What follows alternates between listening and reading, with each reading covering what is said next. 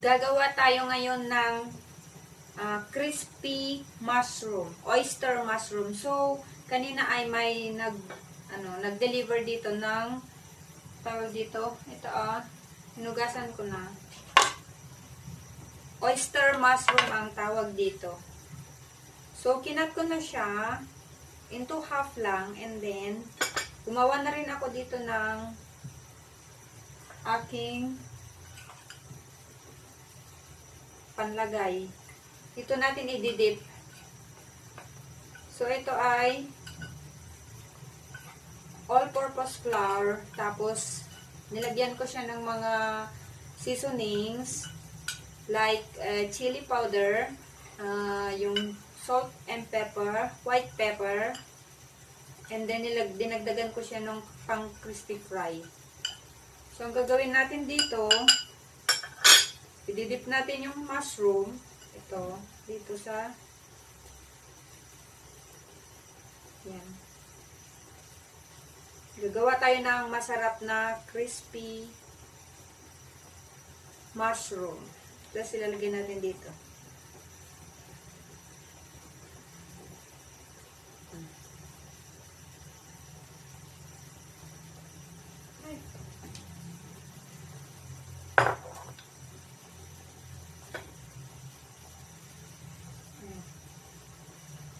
Nagbo-boil na rin ako dito ng binaboil ko ng konti yung chicken wings. Kasi magpa-fry din ako ng chicken wings. So, ang ginagawa ko kapag nagpa-fry ako guys ng like chicken, ganyan. Lalo na yung mga chicken thigh, chicken legs is binoboil ko na muna ng konti. Kasi mas mabilis siya na maluto. And parang mas siya, para sa akin ay mas maganda. Para pag prinay na natin ay hindi na siya masyadong tawag dito. Kahit hindi siya masyadong parang matutong. Luto na kasi yung loob. So, ayan, medyo madami din yung ating oyster mushroom. So, fresh ito na dineliver kanina. Dinalhan ako nung nagde-deliver dito sa bahay ng mga prutas.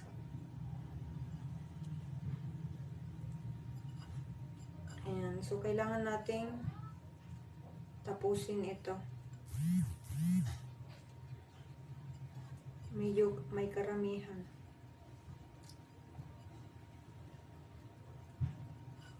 Naano ako sa amoy ng ng ginawa kong ito kasi parang umaano sa ilong ko. Nilayo natin. Mahahatching ako. Nilagyan ko kasi ng chili powder, kaya parang pumapasok sa loob ng ilong ko.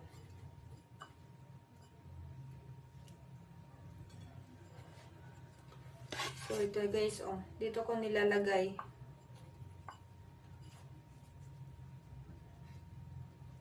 Ayan.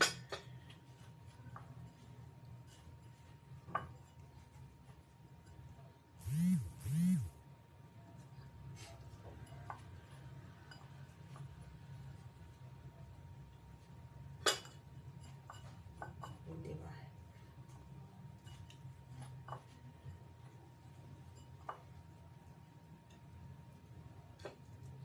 Diyan.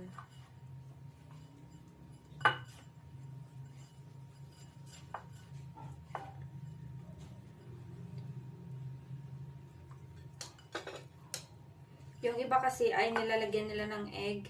Pero, nanood ako dun sa YouTube. Yung iba ay okay lang na hindi lagyanan ng egg.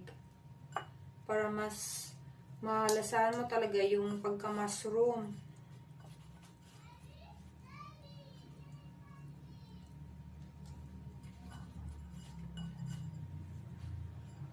Pagkatapos nito guys ay i-fry ko na siya. So, ganun lang yan. Ayan. Medyo marami-rami din ito.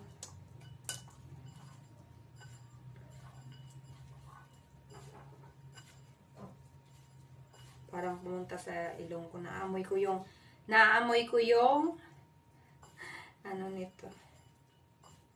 So, parang hindi enough yung ating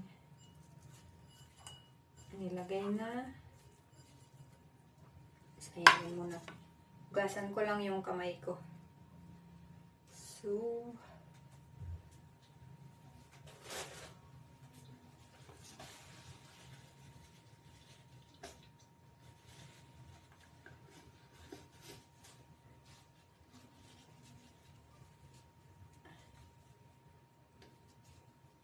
punasan ko na lang muna.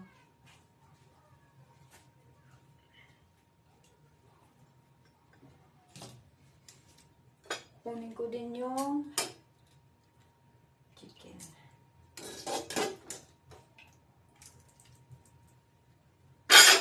Ay.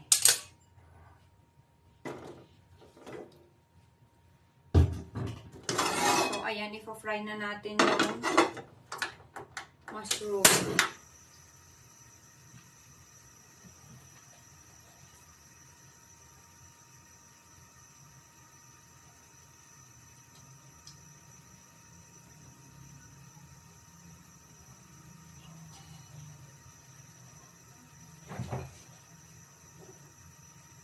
Maglalagay tayo ng medyo madami-daming oil.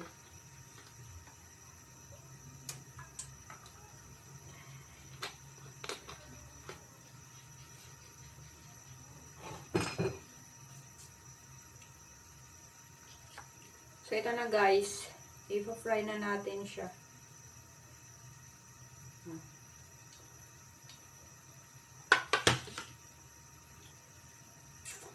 So, yan, papakita ko mamaya.